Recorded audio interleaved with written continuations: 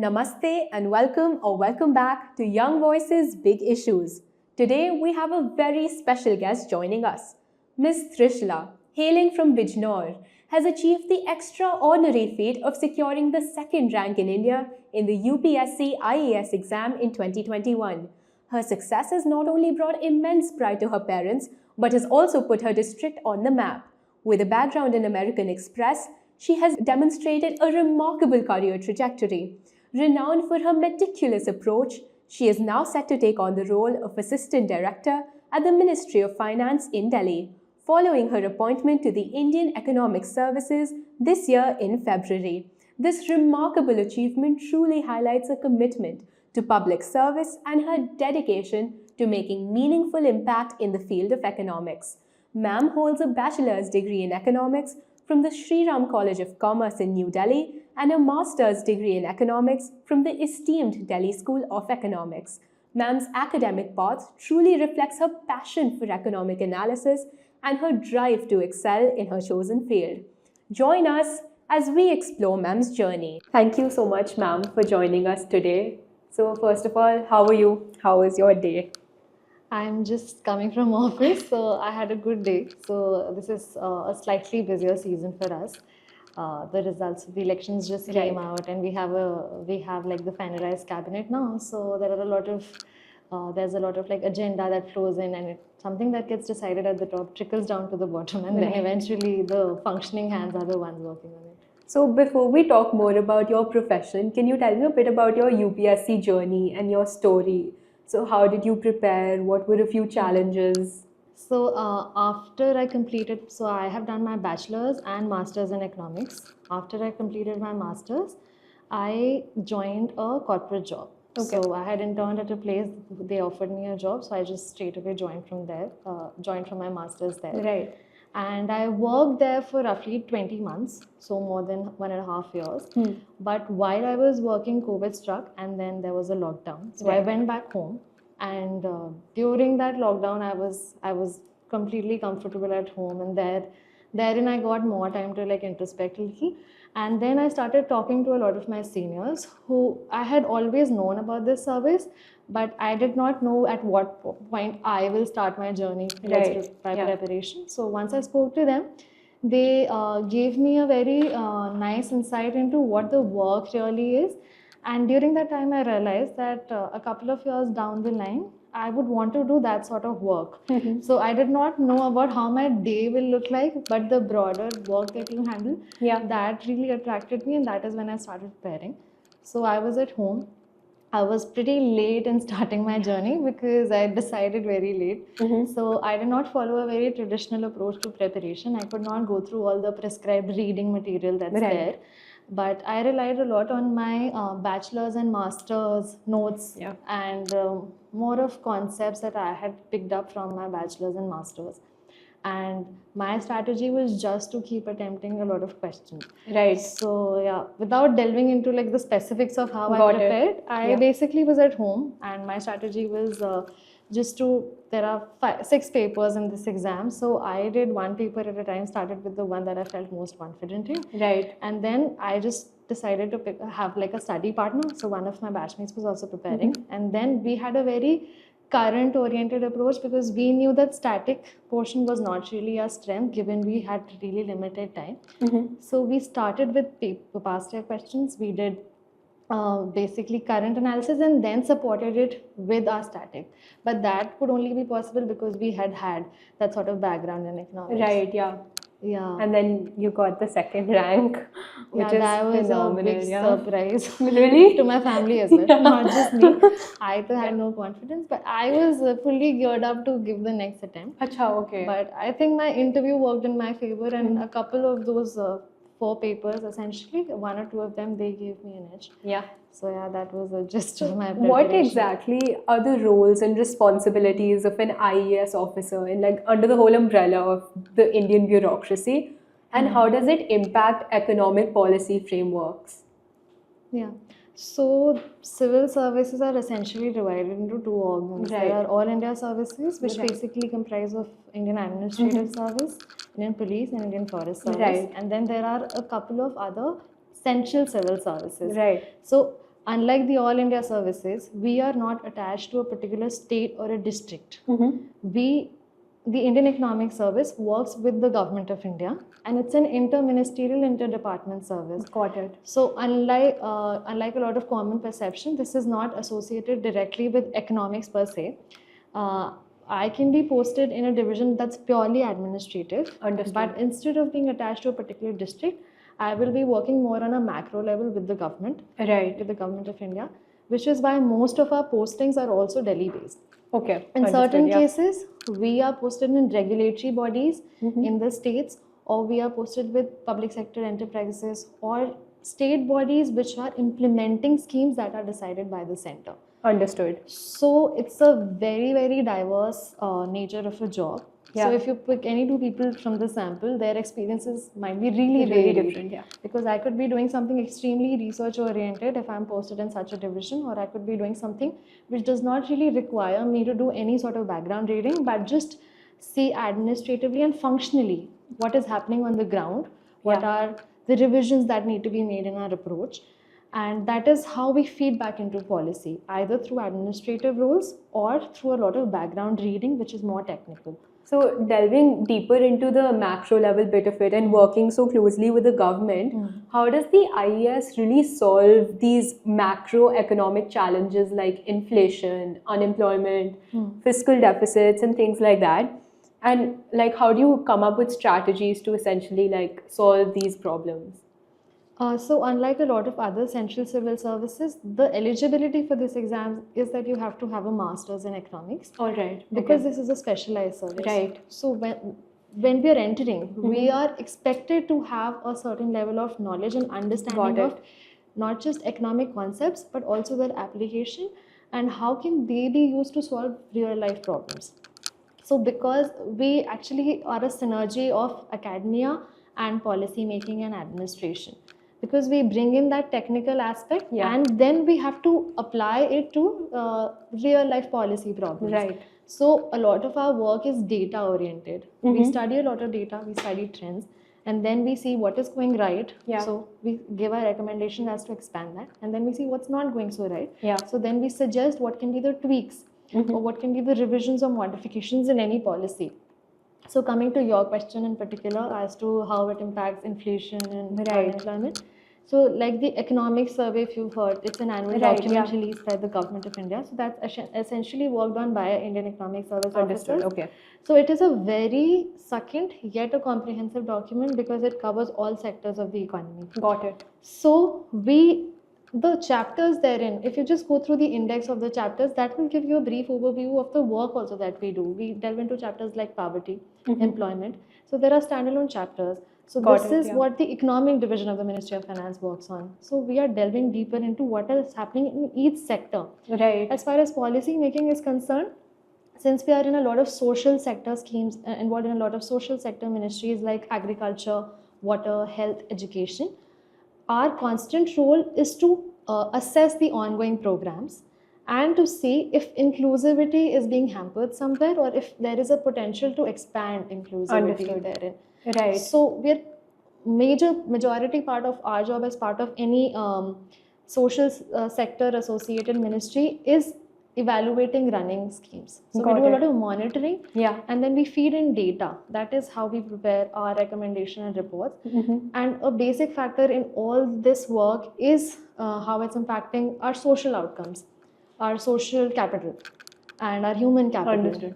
So you spoke about analyzing trends, right? So what do you think the economic trajectory for India looks like over the next 5 years, particularly under the circumstance of this coalition government? So I'm a very new officer. I'm supposed to be optimistic and optimistic I am. So India has had a very robust growth, I would say, in the face of recent, this is not, I'm not just saying something that's not factual. I'm talking in the global context. In the face of global uncertainties, and we see economies are not doing well. We see that health outcomes are getting affected. Energy is a big problem in most of the West and even European nations.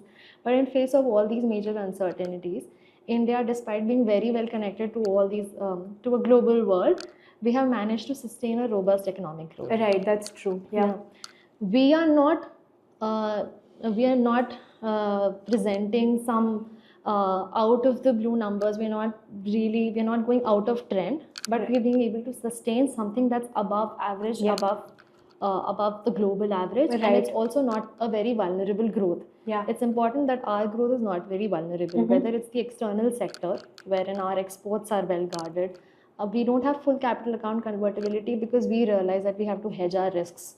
And similarly, our internal economy also. We are growing, we know what our strengths are. We have the largest, youngest population in the world. So we are tapping digital economy.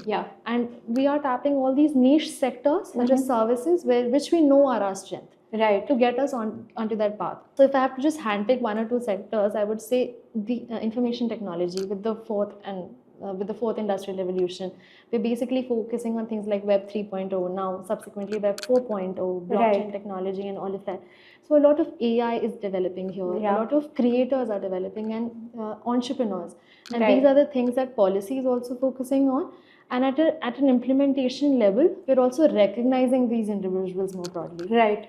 And lastly, which I would say anything that forms the core of a well-growing economy is manufacturing. So some people would say that we miss the manufacturing bus in our erstwhile reforms.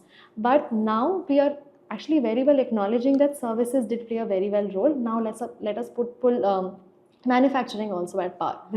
So we are coming up with schemes including the PLI scheme or the Make in India scheme, and we are giving a lot of tax incentives and a lot of interest subvention schemes to boost the manufacturing sector, so we can actually be a node in the global supply chain network. Understood. So that brings me to your personal journey. I know that you worked in American Express for I think 1.5 to 2 years.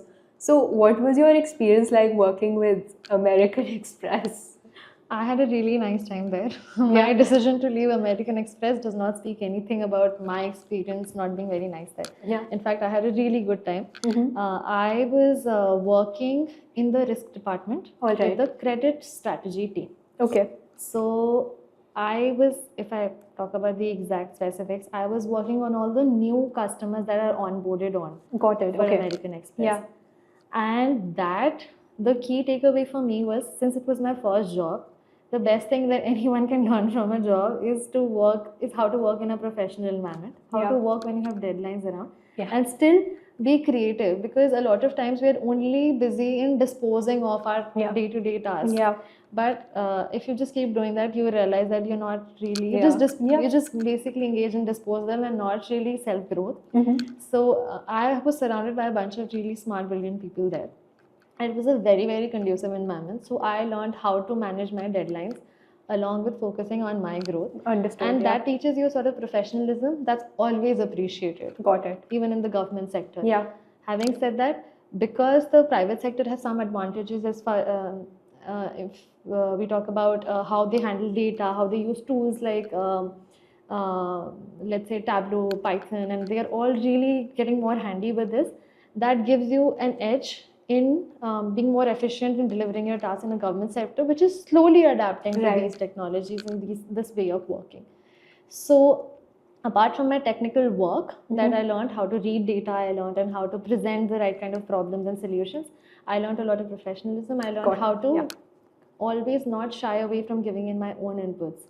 Because especially as a young professional, they're always encouraged and appreciated. So talking about American Express, why is it that most local merchants in India don't accept American Express payments? Because so if I talk about the fact, American Express has a higher merchant discount rate. What an MDR is, if I'm swiping my card, I'm making a payment to, for example, if you're swiping your card at H&M, the H&M will get that money, but they'll have to, because they're using American Express network, they'll have to pay a certain percentage of it to the American Express network. And that rate, how much of the entire value of that purchase goes higher for American Express to American Express is called the merchant discount rate. Now, this has traditionally been higher. Amex has traditionally had a higher, it's been on the higher end as far as MDRs are concerned, and their rationale and their, I won't even say justification, they've never felt the need to justify it, but the reasoning behind that is because Amex customers are mostly high spenders. Yeah. So Understood. they basically, the idea is that I am bringing you high value consumers. They'll spend more.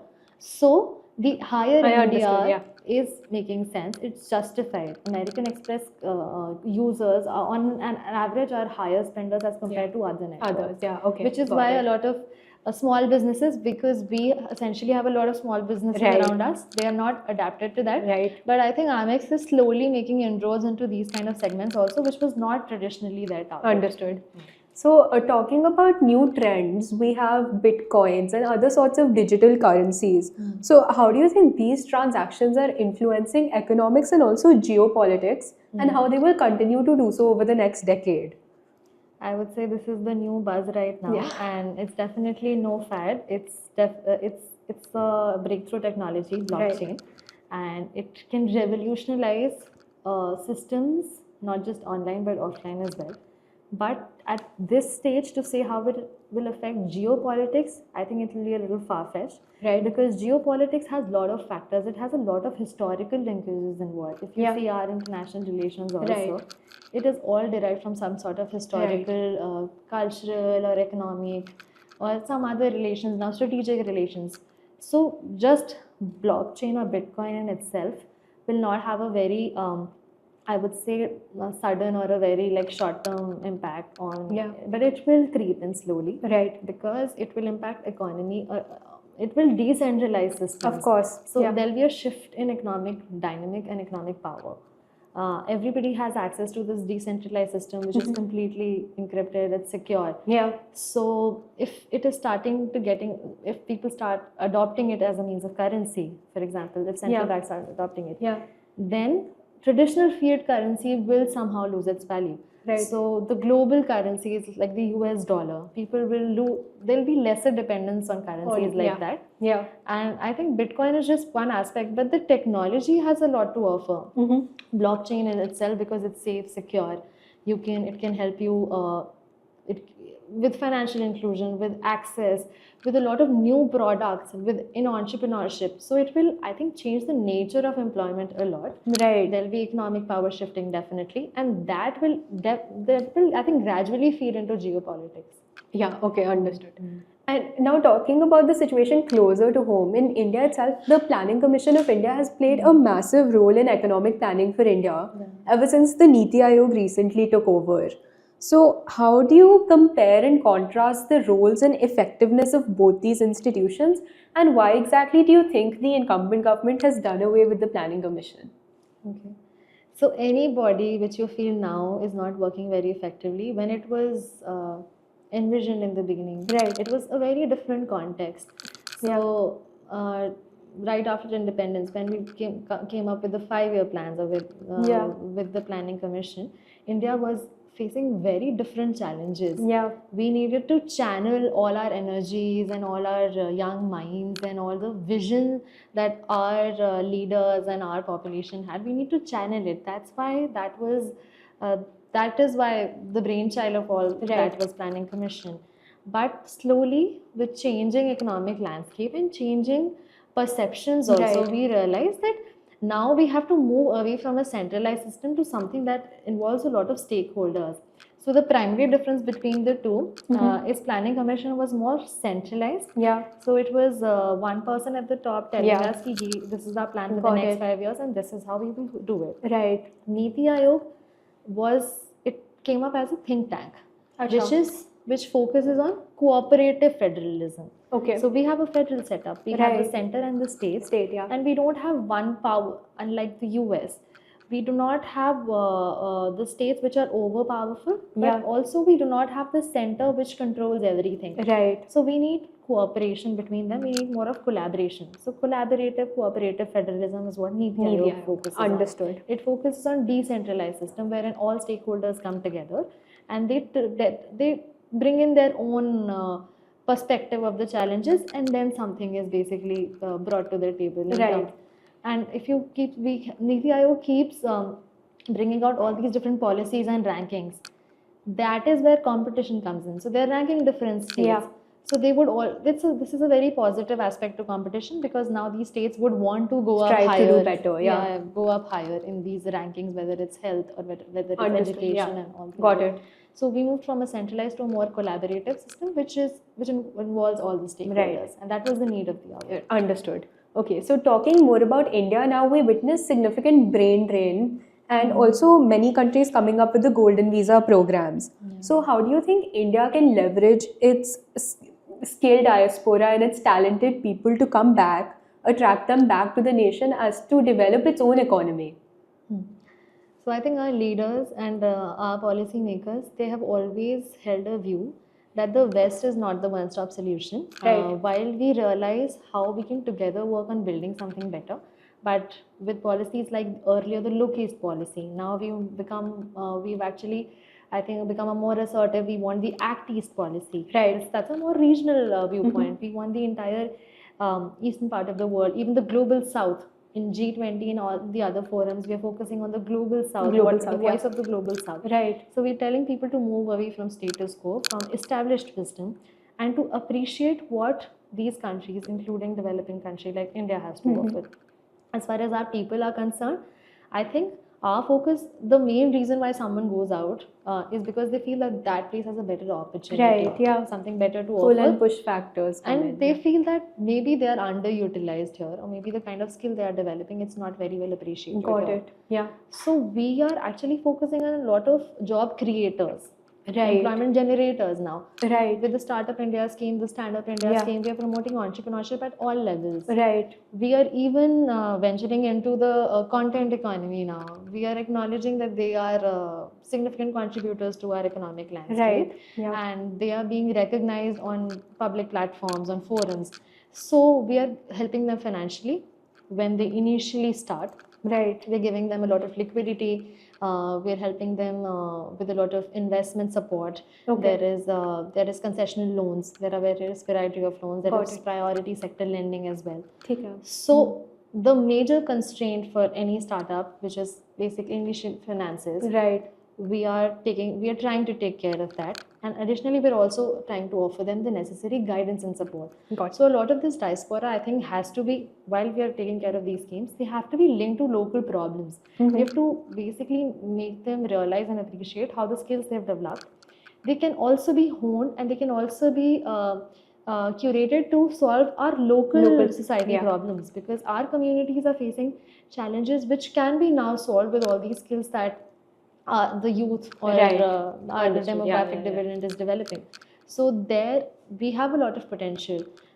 Economies around the world are investing in India because we have the largest market. Yeah. It is only a matter of time that all this diaspora will also realize that India has a lot of potential to offer, which can offer them lucrative returns as well. Understood. So now I wanted to ask you something that actually me and my brother discuss very often at home. So in India, we have a lot of people like street vendors. We have like people selling golgappas and chai on the side of the road. And if you see their income, they are above the mark. So they fall into the taxpayers bracket. Yeah. But a lot of these people are not filing their tax returns. So they're not paying the taxes. Yeah. So what's your opinion on this whole dynamic? Yeah. So this is also one reason why traditional GDP computation methods are often channeled, because everything actually surrounds the GDP metric that is conventionally calculated. But the majority of Indian sector is employed in the informal sector, the unorganized sector, like you mentioned. Right. The basic, I would not say it's a panacea, but it is something that you can't wish away, that you slowly start recognizing and registering these workers through some format. And this has to start at a very localized level. Understood. So on a subdivision level, on a basic unit level, we start formalizing these systems of employment. And why would someone who's not currently paying taxes have an incentive to formalize themselves? Of course. Because we tell them that if you are formalized, you'll also have a lot of support of government schemes that right now you don't get in the unorganized you're deprived of, because you are not even registered as part of that workforce that the government is trying to work for. So I think initial handholding is required, because we want to get them onto this formal system. Understood. So there should be more incentives than disincentives. They should not feel like they're losing out financially, or otherwise there'll be more. One very important thing is regulation. We need to be we need to design regulatory systems so that they don't feel that there's a lot of red tapeism. Got it. They should be promoted rather than stopped in taking like small investment, Understood. small investment or small capital decisions. Yeah. So formalization is very important and giving them that initial hand holding so that there is more incentive and proper monitoring also of formalization. Got it. To get them on. Yeah. And, but I have to mention here that we are improving in our tax to GDP collection ratios significantly now. Right. So we are slowly moving. I think it's a slow progress, but yeah, it's a positive sign. So talking about slow progress, but now it's become fast, is what is climate change. And so given that India's economic growth is largely centered in a few metropolitan, cosmopolitan cities, how do you anticipate events like climate change, which have now become very noticeable and evident, impacting these particular economic hubs infrastructure and impact overall on India's economic growth and the quality of life even in these places? Yeah, so we're sitting here in Delhi and we experienced the harshest summer there was. It was so bad that we would not even want to get out of an AC well ventilated room, right? So it is everywhere. Climate change is as real as it can get. And I wouldn't say that we're all on time. We're already a little late if you see all the reports by IPCC and other global multilateral institutions. But we have to, it is not, now strategies have to be very multi-sectoral and comprehensive because we're already a lot of damage has been done. Right. So we can't follow a very, I would say, one-track approach. We have to attack the situation, attack the problem from all ends. Right. So we have to basically, if I talk about infrastructure, we have to, in a lot of these urban centers, we have to make infrastructure that's more climate resilient. So whether it's green buildings, it's smart lighting, it's green. Yeah. So your energy usage should reflect the changing climatic conditions. Right. And I think that's true to a certain extent. We see so many solar panels and everything now. Yeah. And we are also giving a lot of incentives, whether in PLI or otherwise, to a lot of these solar systems. Right. And we're also boosting manufacturing of chips now in India. And this is something that can be done at a individual business level, that we try to make our buildings, our businesses run more. This is climate resilient, so that you reduce the impact that climate, that harsh climate can have on you. Once we build this resilience, the next step will be slowly adapting to the changes circumstances. Right.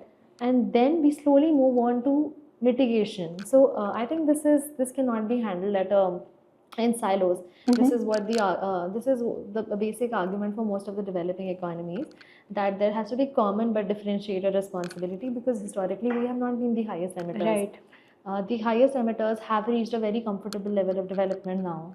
So we cannot change everything because that will disrupt our growth, that will disrupt livelihood of all people. Yeah. So it has to be a slow change, and we are adopting that in terms of EVs.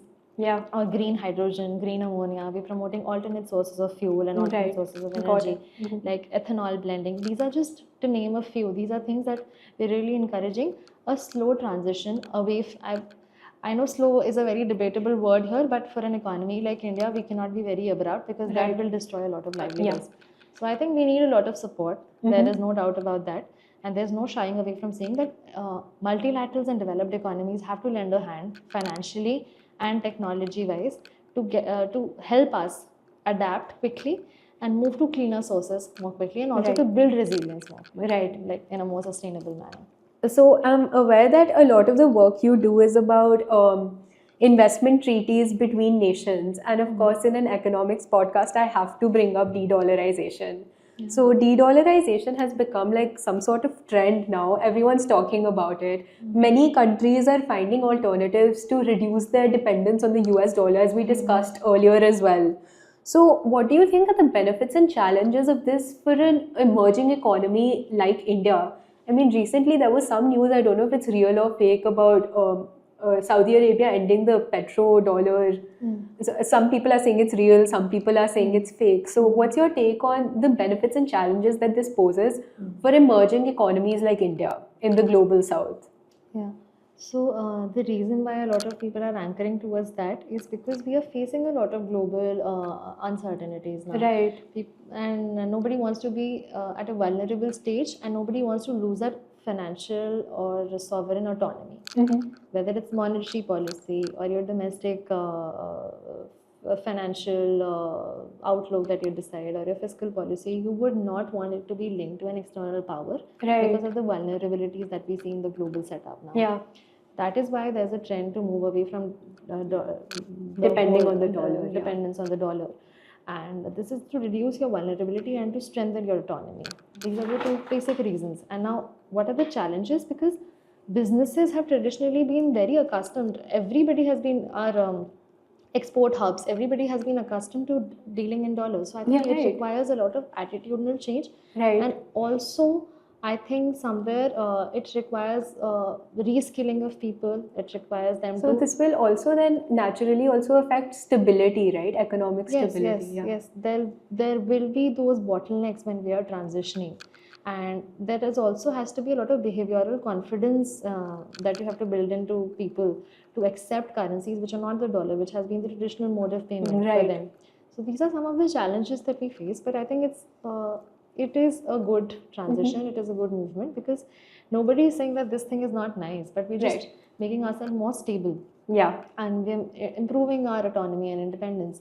And India knows that very clearly, because we are also in terms of our payment systems. Yeah. We're also trying to, like you mentioned about investment treaties, we are engaging in treaties with a lot of countries like UAE, Singapore, wherein we're trying to enable the adaptation of UPI payments. And a lot of these countries now accept UPI. Right.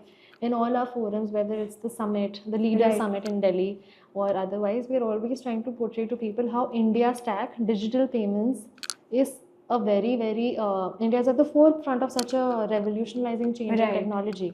And it is something that impacts the lowest strata of the society and the richest people also. It is a very inclusive, I would say, progress. And we are moving in that direction, wherein we are promoting acceptability of rupee as a medium of exchange, and also our other forms of payment in terms of UPI. So how do you think de-dollarization will impact the already existing investment treaties between nations?